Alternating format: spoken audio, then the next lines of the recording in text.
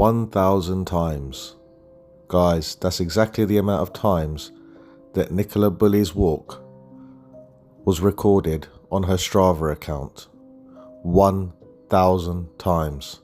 And then, just 2 days before she went missing, it all of a sudden stopped syncing.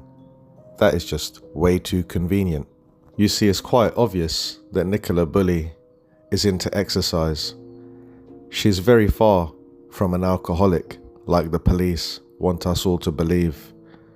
She's been seen in pictures carrying water. She talks daily on her Facebook page about going for a walk with the dog, talking about how much of a lovely morning she had, going for a jog, going for a walk, enjoying her exercise. There's nothing at all that indicates that she was an alcoholic. She used to wear a Fitbit, a device on her wrist that tells you exactly what route you're taking, tells you how many steps you've taken. But guys, like I said, just 2 days before all that information stopped syncing. Just doesn't make sense at all. In the press conferences, the police have mentioned this pale blue Fitbit. They were quite keen to try and get information from it, to see what it had synced to the cloud. But unfortunately, guys, there was no information. Now, if Nicola Bulley was set up, then surely the person would have thought about this. They would have seen the Fitbit on Nicola's wrist.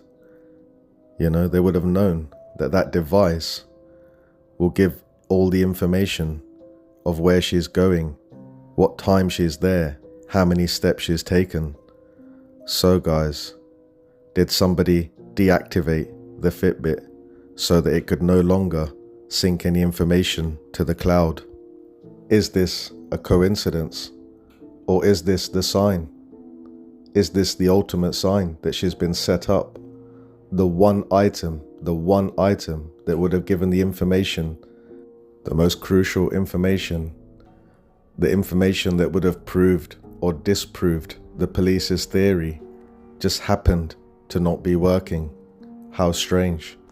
The most important camera, the most crucial camera that would have told us what had happened to her, was just turned off or wasn't working. I mean, guys, these days CCTV is quite reliable. It doesn't just stop working. It doesn't just turn off.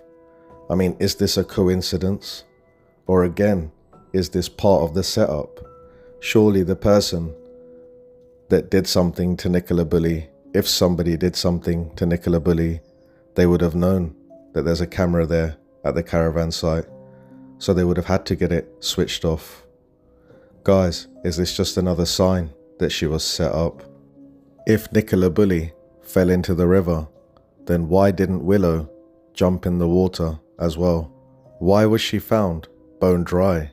There's so many pictures of Willow enjoying herself swimming in that river, but we're supposed to believe that Nicola Bulley fell into that river and Willow didn't jump in the water after her. Why was Willow found bone dry? Is this just another sign that Nicola Bulley was set up? And if Willow was running between the gate and the bench, was she trying to say that Nicola had gone through the kissing gate? Is it more likely that Nicola Bulley was taken through the kissing gate, down the path and up to Blackpool Road? There's no CCTV where the kissing gate is. There's no CCTV where the path leads up to Blackpool Road. There was no dash cam found because the police didn't mention Blackpool Road. They gave the wrong road name. They said Garstang Lane.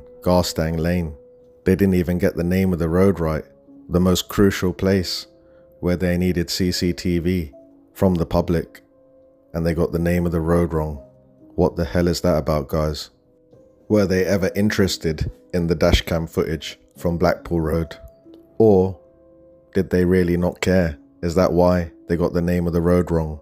Now, if somebody did see Nicola Bulley on the 27th of January, then the chances are that they wouldn't have known because they would have been looking for someone with an ankle-length jacket on, as the police stated in the press conference. But, guys, we can all clearly see from the CCTV that she was wearing a knee-length jacket. Now, they didn't even bother to get her description right. Now, is this just lousy police work, or are they involved in the setup?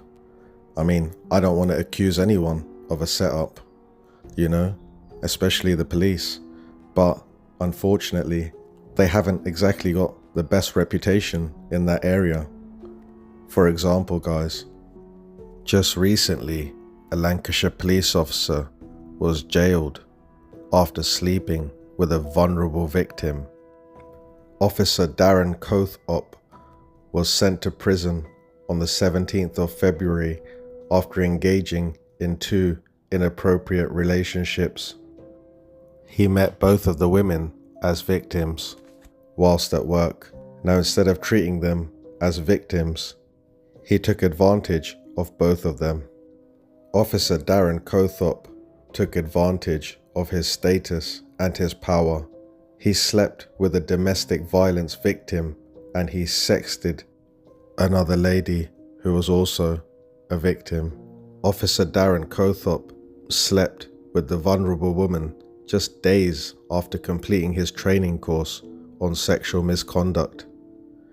Even during the training, he was sending her intimate messages and pictures, which showed that he had absolutely no regard for the training that he was given. Just after sleeping with the vulnerable victim, he told her that he had a sexually transmitted infection and he asked her to take a test. And the other victim that he was sexting and sending pictures and videos, he preyed on her just after she reported that her ex had assaulted her. Guys, it's quite worrying, the behaviour of these police officers from Lancashire Police. I mean, Nicola Bulley had a welfare visit on the 10th of January, and after looking at this man and looking at what he done, I just don't have much faith in Lancashire Police. I just don't have much faith in the way that they treat their victims. The fact that Nicola Bulley's Fitbit just stopped working a couple days before she went missing, and the fact that the CCTV wasn't working as well. If you add this on top of the fact that the Lancashire Police are completely corrupt and they treat their victims very unfairly, guys, did Nicola Bulley ever have a chance?